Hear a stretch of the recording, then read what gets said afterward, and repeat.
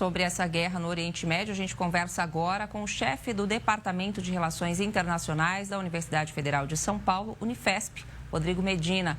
Bom dia, Rodrigo. Tem chances dessa guerra escalar para além de um conflito regional?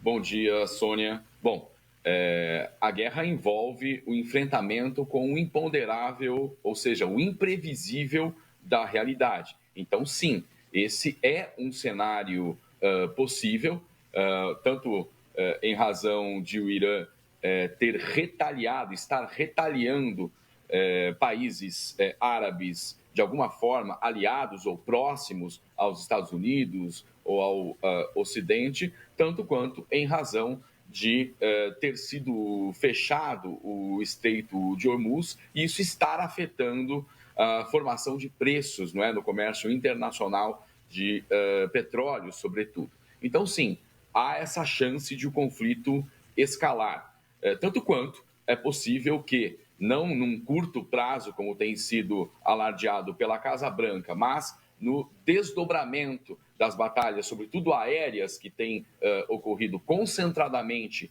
em Teherã, também as retaliações iranianas, sobretudo em Israel e países árabes, de conflito se estender, limitando-se a essa espacialidade regional. Ambos os cenários são possíveis e não é possível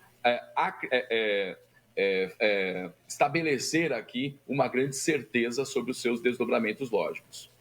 Agora, já era esperada essa junção do Irã com o Hezbollah nesse ataque que foi feito ontem e nas primeiras horas de hoje. Agora, Rodrigo, a gente acompanha imagens ao vivo de Beirute, capital do Líbano. A gente vê que os ataques continuam acontecendo. Israel, que começou a atacar o Líbano depois de uma ofensiva do Hezbollah contra Israel. E esses ataques continuam. Rodrigo, já era esperada essa união do Hezbollah com o Irã? Sim, um tanto óbvia, inclusive, se nós considerarmos que a formação dessa organização data exatamente de 1979, o ano da Revolução Iraniana dos Ayatollahs, e o próprio nome, Hezbollah, não é? Cuja tradução seria algo próximo de Partido de Deus, foi uma escolha do Ayatollah Khomeini. Né? Então, faz parte da estratégia de expansão do ideário e da cosmovisão religiosa e política da Revolução iraniana pelo mundo médio oriental. Então, essa conexão entre o Hezbollah e o regime iraniano é de longa data, tem tradição e já se esperava uma repercussão nesse sentido, não é? Tanto é que isso dá razão aos ataques israelenses sobre Beirute, não é? Que tem ocorrido, não é? Como atualização, sobretudo para esse 6º dia de guerra. Rodrigo, e quanto ao Hamas? As relações entre o Estado iraniano e o Hamas também podem entrar no cômputo dessas iniciativas de fomento a organizações que pudessem representar os ideais da Revolução iraniana no mundo médio oriental, mas numa particular expressão de jihadismo que não compromete de forma alguma o islamismo, senão revela uma visão bastante deformada deste conceito, elegendo como inimigos da fé islâmica, então, Estados Unidos e localmente Israel. Né? Eu me refiro a organizações terroristas que, de forma bastante deturpada, reivindicam razões religiosas para a sua atuação, ocultando muito dos seus propósitos políticos. Mas as relações entre o Irã, que é um país herdeiro da civilização persa, né? A sua população majoritariamente continuadora dessa cultura persa e professa uma fé islâmica a partir da obediência xiita, que representa algo como 20% da nação e da cosmovisão religiosa islâmica, enquanto, por sua vez, o Hamas tem uma identidade sunita que proclama o xiismo muitas vezes como inimigo, não é? E carrega o bastião da cultura árabe, assim a militância do Hamas se refere. Então, uma conexão bastante frágil, muitíssimo descontínua e que só se estabelece quando essas partes estão em conflito com um inimigo comum. Então, é diferente a relação entre Irã e Hezbollah e a relação que existe, né, entre Irã e Hamas. Rodrigo, a participação dos Estados Unidos, ela muda o equilíbrio estratégico dessa guerra?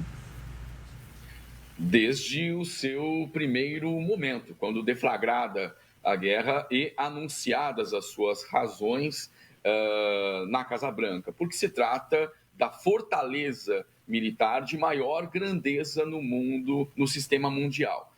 No entanto, essa superioridade militar absolutamente incontestável se comparados efetivos e recursos da arma de guerra iraniana, não é a totalidade das razões de uma vitória que, para além do plano militar, tenha repercussões políticas. Isso por algumas razões que vale a pena aqui lembrar. Em primeiro lugar, um imperativo geopolítico, né? Não estou falando de determinismo geográfico, mas o Irã é guarnecido por uma densa cadeia montanhosa, né? Que ladeia suas planícies, dificultando muitíssimo uma incursão por terra, sobretudo porque a aliança estratégica primordial dos Estados Unidos na região, Israel não faz fronteira com o Irã, o que tem determinado uma lógica para as batalhas eminentemente aéreas, né? E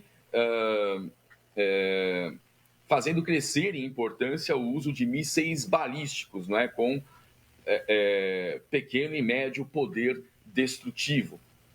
Com isso, um raio de possibilidade de ação bastante limitado às potências circunvizinhas ao Irã. Então, essa superioridade militar pode garantir e garantirá aos Estados Unidos manter-se na guerra por muito mais tempo, exaurindo as capacidades defensivas da arma iraniana. Mas isso eu posso arriscar aqui, afirmar, não se resolverá em 5 semanas, como disse o presidente Donald Trump, tampouco em 2 meses, a não ser que um fato político de grande magnitude ponha termo ao conflito, né? Ele tende a se prolongar para além dessas referências que, enfim, são dadas no plano narrativo e desacompanhadas de qualquer cálculo estratégico que se possa crer verídico.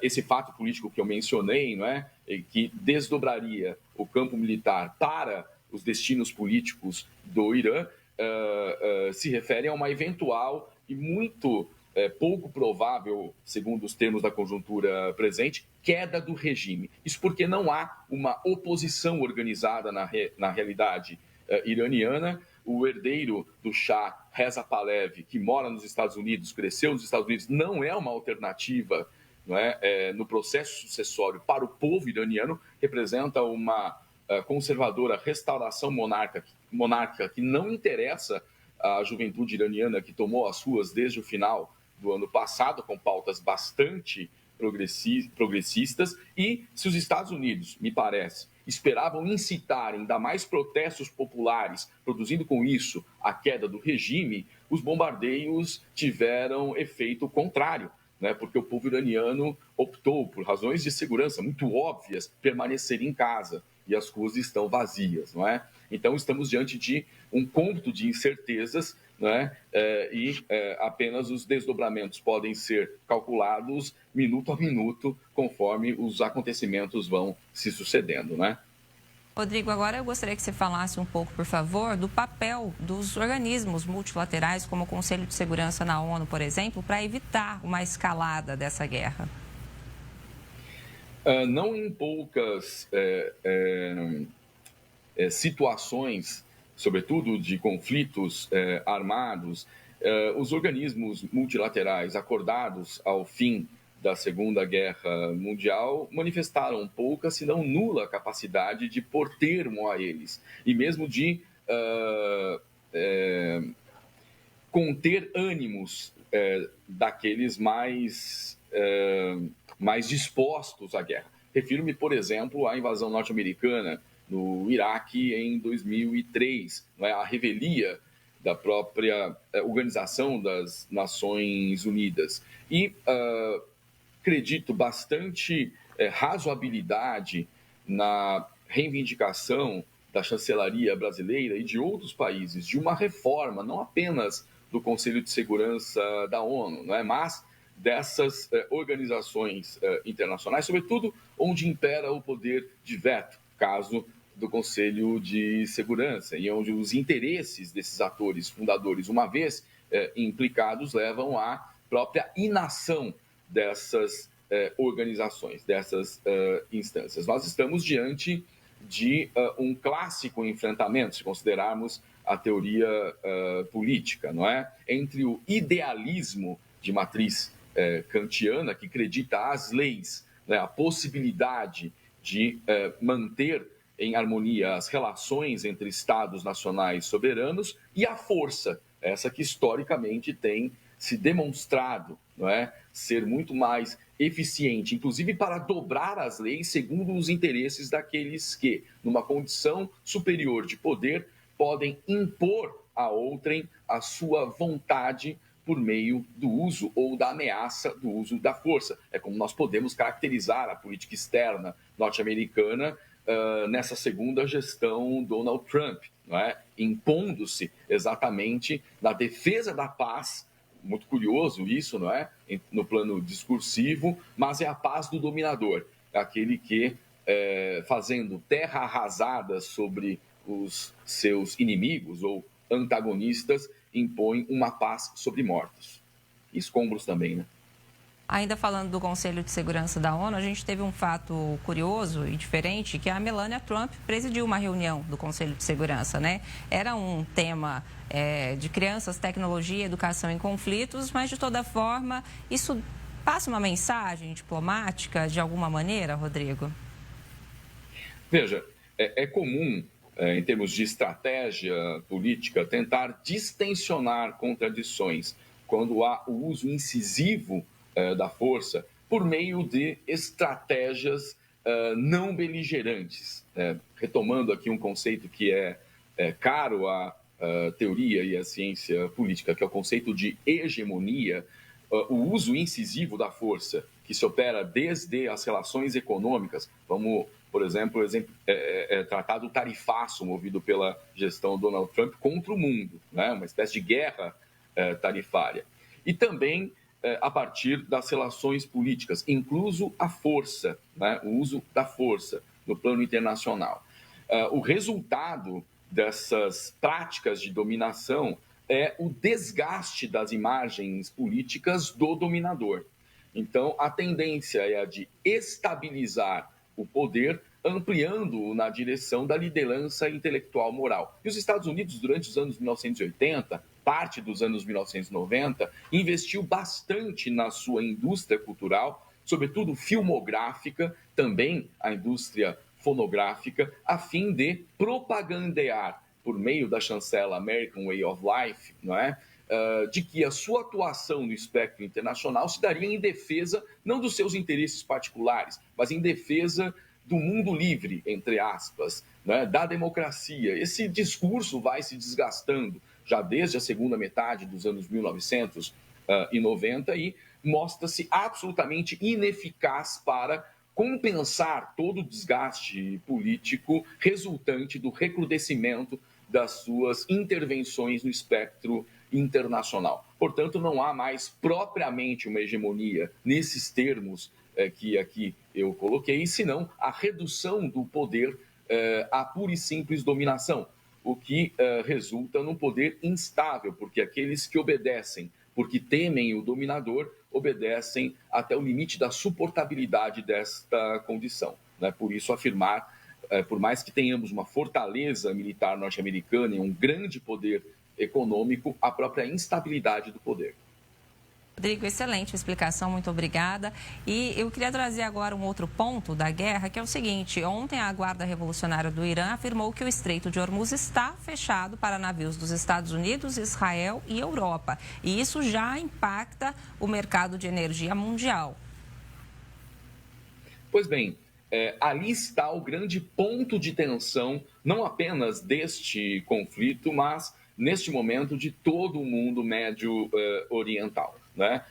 A tendência é convergirem todas as forças implicadas na contenda, mas, e aí esse é um elemento que deve nos preocupar bastante, as grandes potências a quem interessa esse contencioso para aquela região. Né? Então, eu acho que o nosso sinal de alerta está em qual sentido? Né? Potências como Rússia, China, sobretudo, a quem interessa o petróleo que por ali passa, enviarão navios de guerra para a região. Potências europeias tendem também a fazê-lo. Né? Então, falávamos no início das possibilidades de escalada do conflito. Se o conflito escalar, é exatamente em razão da necessidade do controle e do interesse sobre o controle do Estreito de Hormuz. Né? Não é de pouca coisa que estamos falando, porque afeta não apenas a formação de preços de combustíveis, mas, uma vez isto feito, altera-se o preço de produtos da cesta básica do consumidor comum de praticamente todas as realidades da economia mundial. Né? É um desdobramento da alteração dos preços de combustíveis, porque o modal da distribuição do capital produtivo em várias dessas realidades é o transporte rodoviário. Né? Então, isso repercute na inflação de várias economias. Então, veja o coeficiente de poder, né, que significa o controle sobre este enclave do modal, né, de desenvolvimento baseado na matriz energética dos combustíveis fósseis. Agora, Rodrigo, falando, já que você trouxe China e Rússia, qual que é a tendência do envolvimento deles nesse conflito? Apoiadores indiretos, observadores ou mediadores? Qual que é a tendência nesse momento? As grandes potências têm operado nessa condição de observadores, né, com grande chance de converterem-se em fomentadores ou patrocinadores da própria guerra, fazendo lembrar muito da lógica das guerras por procuração tão comuns ao período histórico da Guerra Fria. Muitos dos conflitos travados no Oriente Médio, a recente guerra proclamada pelo Ocidente contra o Estado Islâmico, já carregavam essa característica, né, das guerras por procuração, mas como eu disse, uma vez estando os seus interesses diretamente implicados, há reais possibilidades dessas potências descerem um degrau, né, nos termos dessa guerra por procuração, em direção ao chão duro e concreto dos campos de batalha. Né? É claro que nós estamos falando apenas de uma possibilidade, mas ela não é mais tão remota como outrora pode ter sido, não é? De o conflito escalar, provocando o envolvimento dessas grandes potências. Eu acho que, repetindo, o sinal de alerta de analistas, da classe política, de tomadores de decisão, deve estar dirigida para este ponto do mapa, o Estreito de Hormuz. É ali que o conflito, ou em razão do seu controle, pode escalar a níveis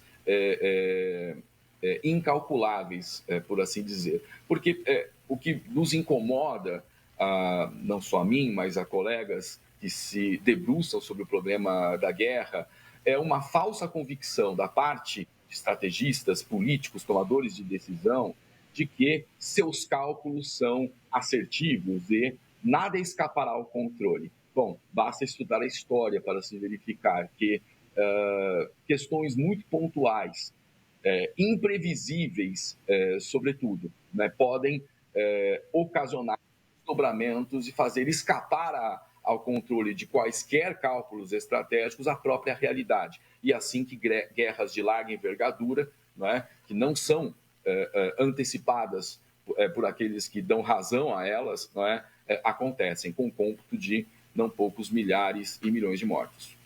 Ou seja, devemos observar atentamente aí os próximos movimentos. Agora, esses 6 primeiros dias de guerra, a gente já pode analisar a possível reconfiguração de poder ali no Oriente Médio? Sim, sem a menor sombra de dúvidas, o 6º dia de conflito, eu mencionava há pouco a capacidade defensiva iraniana, mas ela já demonstra fragilidades. Ou seja, se nós pudermos, a partir do que temos nesse 6º dia, projetar cenários possíveis, se reafirma o papel israelense na região como uma potência militar de primeira grandeza, sua capacidade de atacar e destruir inimigos, caso notável do Irã, se reafirma nesse contexto. Então, em termos de reconfiguração, é como podemos assim dizer. Agora estamos num campo de profundas incertezas, com o assassinato do Ayatollah Ali Khamenei e um impasse, podemos afirmar, no processo decisório, quando o local onde a Assembleia de Peritos escolhia ou iniciava o processo de escolha do sucessor do líder máximo da nação iraniana, o próximo Ayatollah, foi o lugar atacado pela coalizão Estados Unidos e Israel. O próprio funeral de Estado do líder supremo do Irã, o Ayatollah Ali Khamenei, chegou a ser adiado. Evidentemente, porque o local, em razão do simbolismo do funeral, poderia também ser atacado. Bom, no 6º dia de guerra, o que salta à vista em termos de atualização dos conflitos é a intensificação de ataques sobre Tel Aviv e Jerusalém, ao passo também de uma destruição muito maior sobre Teherã e o direcionamento da atuação israelense agora sobre Beirute, que tem a sua parte sul bastante destruída pelos ataques da última noite. Rodrigo Medina, que é chefe do Departamento de Relações Internacionais da Unifesp, muito obrigada por sua análise. Espero contar com você aqui em outras oportunidades para a gente continuar falando desse conflito que, ao que tudo indica, não deve terminar em breve. Obrigada mais uma vez, Rodrigo. Eu que agradeço, Sônia, agradeço a todos os espectadores e me coloco à disposição para futuras reflexões. Obrigada.